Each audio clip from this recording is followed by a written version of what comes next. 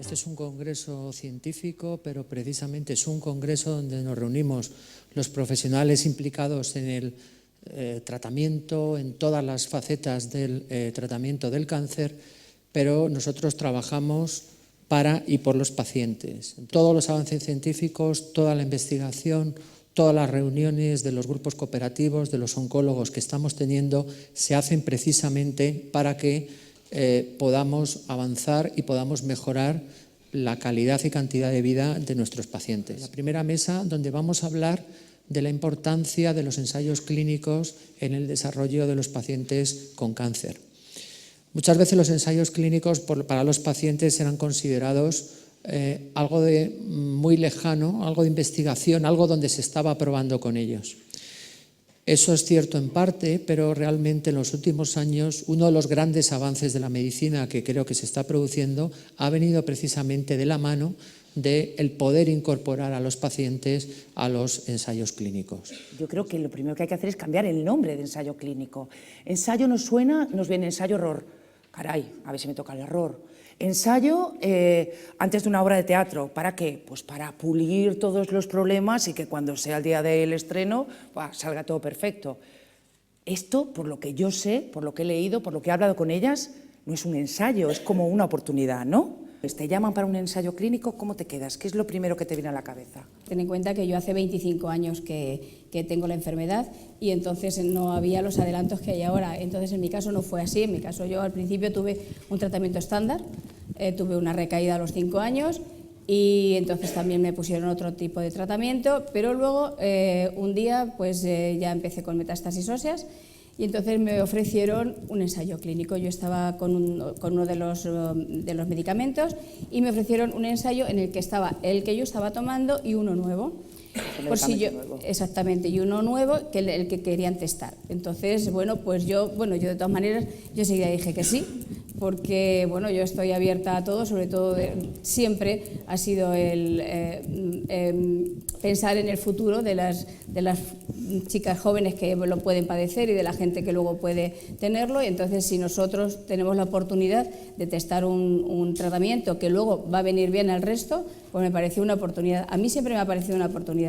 Ensayo clínico, ¿cómo es un ensayo clínico? ¿Cómo se hace? Bueno, la verdad es que lo habéis definido ya entre las dos muy bien, ¿no? Yo creo que lo primero es esto, lo que habéis dicho, que el ensayo clínico es una oportunidad, ¿no?, para un paciente. Entonces, un ensayo clínico es una investigación controlada de testar la eficacia de un fármaco.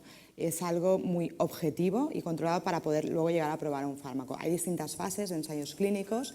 Resumiéndolas un poco, hay los ensayos clínicos fase 1, que básicamente es la primera vez que ese fármaco se testa en humanos, porque como has dicho, la parte preclínica pues con animales ya nos han ido dando datos.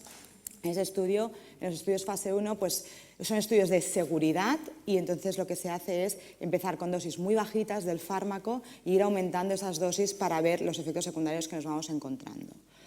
Luego está el ensayo clínico fase 2, que es un ensayo que ya mira eficacia, mira distintos tipos de tumores, también siempre mirando la seguridad, desde luego. Y los ensayos clínicos fase 3, que ya es previo a la aprobación de un fármaco, ya testa realmente la eficacia de una manera objetiva, muchas veces siempre es aleatorizado. Aleatorizado quiere decir con 2 brazos de tratamiento, la mitad de los pacientes, o lo que sea, depende cómo sea el diseño, pero habitualmente, pues, por ejemplo, a la mitad de los pacientes se les da el tratamiento estándar, como decía Pepi, y a la otra mitad se les da otro tratamiento que o bien es otro tratamiento distinto o bien es el estándar más otra cosa que haya. En el fase 3, bueno, pues lo que se puede garantizar al paciente, salvo rarísimas excepciones, es que el brazo de control, el brazo experimental del fármaco que se está probando va a ser por lo menos tan eficaz como el estándar que hay de tratamiento, ¿no? ¿Cómo se elige un paciente? El paciente tiene que tener una serie de características. Hay una cosa que se llaman los criterios de inclusión y el paciente debe cumplirlos todos, y una cosa que se llaman los criterios de exclusión y no debe tener ninguno de esos. Básicamente son características pues, del tipo de tumor y características del paciente en cuanto pues, que su analítica esté bien, su función renal esté bien, su función hepática esté bien, el paciente esté bien.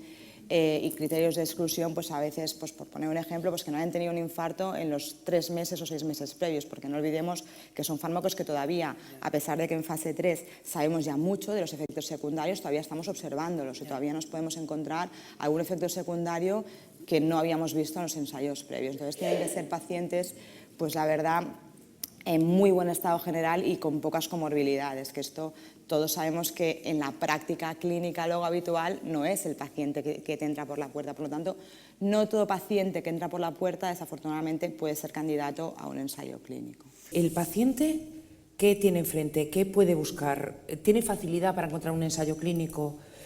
¿Tiene que esperar a que se le ofrezcan? ¿No nos falta un montón de información? ¿Son los familiares los que están tan preocupados que se ponen a buscar? Porque a ti el primero te llegó, ¿no? El primero me llegó. ¿Y a partir de ahí te pusiste a investigar sobre los ensayos que te podían venir bien o cómo? Siempre que he ido al oncólogo le he preguntado cuando he tenido que cambiar, como he cambiado tantas veces de tratamiento, si había un ensayo para mí. Recientemente yo quería entrar a un ensayo y no ha podido ser porque ahora ya, como sabéis, hay ensayos en toda Europa, en todo el mundo. Entonces, cada hospital tiene un número de pacientes en el que puede acoger y si tú ya estás fuera, ya está el ensayo lleno, pues ya no hay, tú no tienes opción a entrar a ese ensayo. Pero el problema de los ensayos clínicos, que es el que yo le veo en general, es que no en todos los hospitales de España están. No hay forma de tutorizar, muy bien, desde el Valdebrón, pero que la medicación le llegue a ella sin tener que estar haciendo kilómetros y kilómetros. Cuando estamos hablando de testar una medicación... No, eso es difícil porque cuando se llama abrir un ensayo clínico, ¿no? Cuando se empieza un ensayo clínico, si es en un centro concreto, el paciente tiene que hacerlo todo en ese centro, porque de hecho pasas un comité ético, pasas un montón de ensayos clínicos, hasta que tú puedes abrir lo que decimos, pues ha pasado todo un proceso, ¿no? Entonces, no puede ser que lo den en otro sitio porque sería un descontrol, es algo muy, muy controlado y muy estricto. Lo que sí que nos haría falta tener, y es lo que decía un poquito Pepi, ¿no? Es una red, que esto en Estados Unidos existe, donde tú pudieras meter en un sitio y decir, ¿qué ensayos clínicos? Yo tengo un cáncer de mama en tercera línea, a ver, ¿dónde podría ir? ¿No? Esto no existe en España y ojalá existiera, ¿no? Tenemos un montón de familias, a la radio te llaman, he encontrado que hay un tratamiento en Estados Unidos, que no sé qué, no sé cuánto, tengo que conseguir dinero y a lo mejor ni siquiera lo ha hablado con su... ¿Sabes? Y a lo mejor ese ensayo clínico se está haciendo en España. Sí.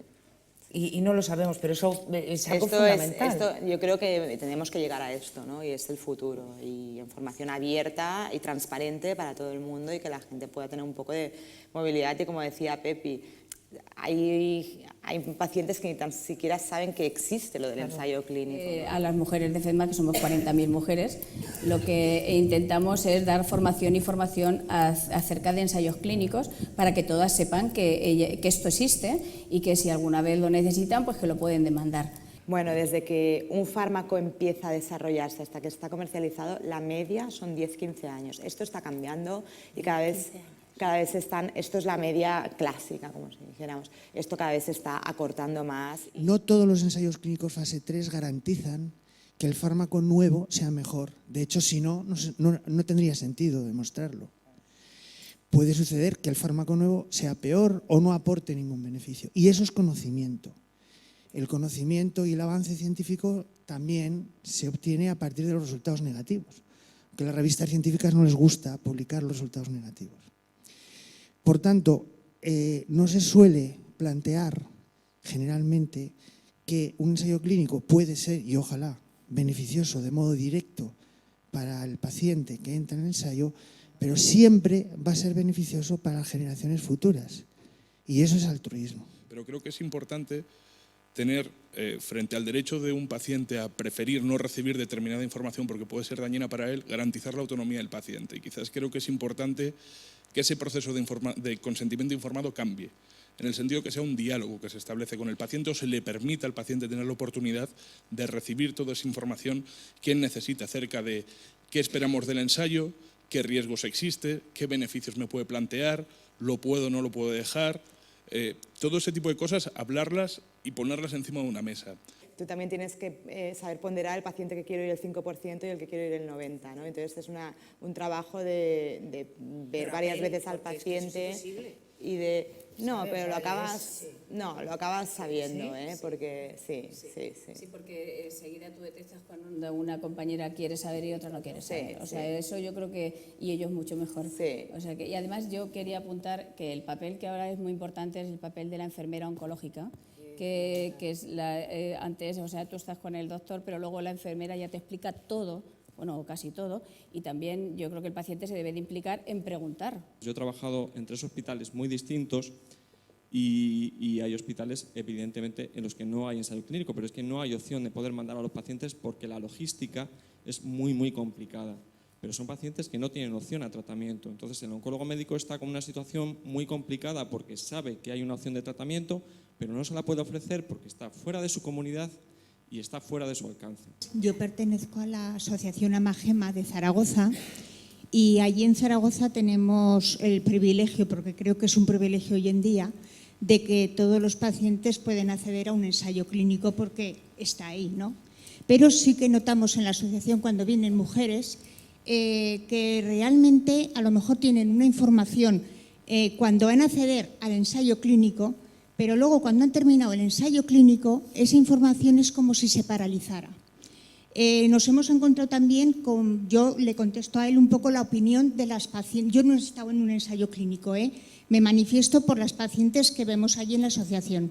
Y también estamos detectando muchas pacientes que luego, creo que lo ha dicho la doctora oncóloga, que cuando terminan el ensayo clínico, si les han puesto cierto medicamento, luego ellas han querido acceder a seguir tratándose con ese medicamento y no les han permitido.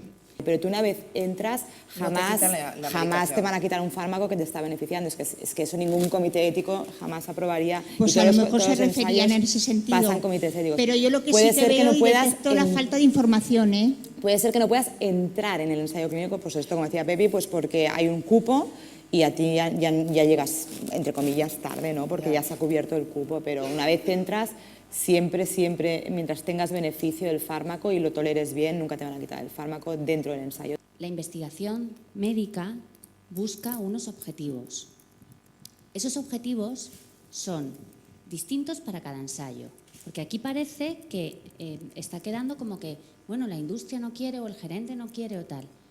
Cuando un ensayo está diseñado para obtener resultados, por ejemplo, en supervivencia global, si tú permites el crossover, que es lo que decía la doctora Suárez, nunca vas a saber exactamente. Sí, en este caso lo entiendo, Esther, sí. ¿Vale? En este caso sí, pero supongo que no serán todos los casos. No así. son todos los casos, pero es que parece como que, bueno, se diseñan los ensayos clínicos sin pensar en el beneficio del paciente, y ni muchísimo menos. Lo primero que se busca siempre es el beneficio del paciente, pero para descubrir las diferencias entre fármacos necesitas que haya unas reglas muy claras y un diseño muy estricto en los ensayos clínicos. Es un tema que necesita, que precisa posiblemente mucha más información, mucho más diálogo, mucho más intercambio, y desde SEON cogemos el guante y creo que puede ser un buen taller o foro de debate próximo en SEON y tomamos la palabra para intentar organizarlos.